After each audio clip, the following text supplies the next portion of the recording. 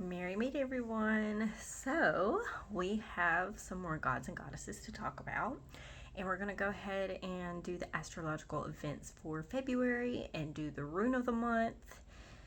And I think that's it. I think that's all we have going on today. But anyway, okay, astrological events for February. So the 12th, we have the full snow moon in Leo, and this is to celebrate the unique way you shine in your childlike wonder. Sounds like some childhood stuff going on next month. Anyway, rambling. The 28th, we have the new moon in Pisces, and this is to connect to your dreams, spiritual exploration, and give back, inspire others, and express empathy. So that's really all that we have going on in February. Sounds like we need to keep a dream journal and pay attention to signs and let our inner child out to play, so to speak. Or maybe there's some healing that needs to happen, or maybe there's some childhood trauma that needs to come to light and be healed from. Embrace yourself. Let's see, the unique way you shine. Time to show yourself some love and self-care practices, things like that. That's what it sounded like. Okay, let's get to the gods and goddesses. I'm really excited about this. We have some really awesome gods and goddesses to talk about today. I was super excited to write about them. That's why I'm posting it early. And also so I can get ahead and not get behind like I did last year, because I did it quite a few times last year. But also I want to kind of get ahead with my writing and studying of the other gods and goddesses that we'll be talking about. Yeah, I'm chasing rabbits. Sorry, ADD kicking in. Okay, so this one is super interesting. So we have here Hraesuelg. I feel like I totally just butchered that. Anyway, also known as Corpse Swallower. So he is depicted as a giant who takes the form of an eagle.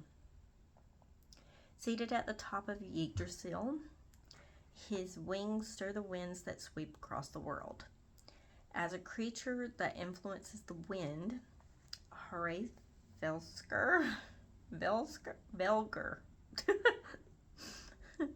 could be seen as an agent of change, contributing to the end and rebirth of the cosmos. He is mentioned in the Prose Edda and the Poetic Edda, where Odin inquires about the wind's origin. His action of creating wind can be seen as a metaphor for the sweeping away of the old to make way for the new. His symbolic meaning as an eagle is a powerful symbol in many cultures, often associated with strength, freedom, and a connection to the divine. The eagle's ability to soar high above the land may symbolize oversight and control over the element of air. He is not Aesir or Vanir, and there's no rune association, but I think that Rido is appropriate. So, super cool. I know that's not really a lot of information about him, but it's still cool. So next we have Mimir. Hopefully I said that right. Is the wisest of the gods of the tribe of Aesir. He was believed to be a water spirit. Mimir was sent by the Aesir as a hostage to the rival gods, the Vanir. But he was decapitated and his head was returned to the Aesir. Odin preserved the head in herbs and gained knowledge from it. Mimir resided by a well, that stood beneath one of the roots of Yggdrasil. That well, sometimes called Mimir Brunir, contained one of Odin's eyes, which Odin had pledged in order to drink from the waters and receive wisdom. Mimir also was a smith who taught Siegfried his craft. Mimir is known for sharing the secrets of the runes with Odin in exchange for his life and Odin's eye. So I'm not going to give a rune association because he, shared his secrets with Odin. So yeah, he's kind of like all-knowing when it comes to that. Okay, so Delling or Dellinger is the father of Dagger or Day, which emphasizes his role. Oops, I did not put the card up. Jeez, my bad. Okay, we caught it. We caught it in time. Okay. Squirrel brain. Okay. Which emphasizes his role as the god of dawn and dusk. His name means the dawn or the shining one. He is the third husband to Note, and they gave birth to Dagger. Odin placed Dagger and Note in the sky so that they could travel through it with their horses and carriages every 24 hours. He is not well known like the other gods like Odin, Thor, Loki, and etc., but he does play an important role in the cosmos. He is not Aesir or Vanir, and there isn't a rune association mentioned, but I believe Hraesuelg is suiting, because it's about the sun and stuff like that. Okay, so this one is my all-time favorite that I'm reading about so far, because I work with him. So this is Loki. I'm going to put him front and center, but I was super excited when I seen on my notes that I was going to be writing about him today, because like I said, I work with him. I know him.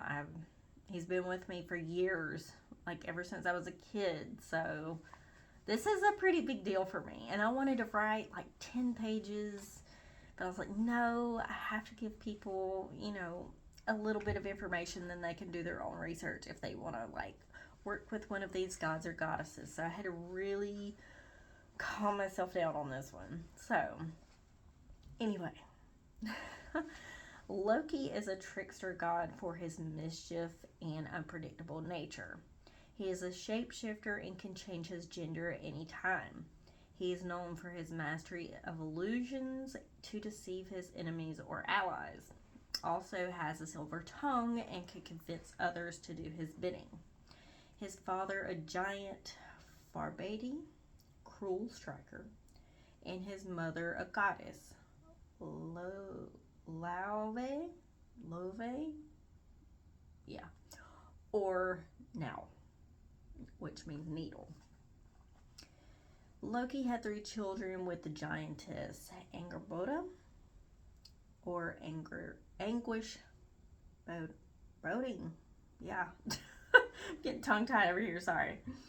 Together they had Hel, the goddess of the underworld, and Hormungandr. Yeah, the giant serpent, or the great serpent, who slays Thor during Ragnarok, and Fenrir the wolf, who bites off one of Tyr's hands and who kills Odin during Ragnarok. Him and his wife Sigyn, friend of Victory, have a son named Nari or Narfi, which means corpse. Loki is also mother to Odin's horse Sleipnir. I cannot read or talk today, sorry. Yes, mother to this horse. Many say that he is a scheming coward who cares only for shallow pleasures and self-preservation. He is actually playful, silly, helpful, protective, and will call people out on their bullshit. He helps the gods and the giants depending on which course of action is most pleasurable to him at the time. For his many crimes against them, the gods eventually forged a chain from the entrails of his son Narfi and tied him down, to 3 rocks inside a cave. A venomous snake sits above him, dripping poison onto him, and his wife Sigyn sits at his side with a bowl to catch the venom. But when the bowl becomes full, she has to leave him to pour it out. So when the drops of venom falls onto him, it causes him to writhe in agony, and these convulsions create earthquakes. There are many tales of Loki that I would love to share with you. But it is wise to read the books that I recommended in the first video, the start of this whole gods and goddess information stuff. Loki's name means knot or tangle. Loki is an Aesir god, and Caithness is his rune association, along with a few others. So, I think it's in the Poetic Edda, or it might be the Have 'em All. I can't remember which one, but either one, there's a poem in there called Lakasina. It is about him calling out the gods' bullshit. So that is why I follow Loki, because he does not give a fuck. He will call you out no matter what. He doesn't care. He wants you to know what's going on. If you don't want to look at it, he'll make you look at it, type of thing. So that's why I like him. So the rune of the month of February, I have not looked at it yet, so I'm kind of excited.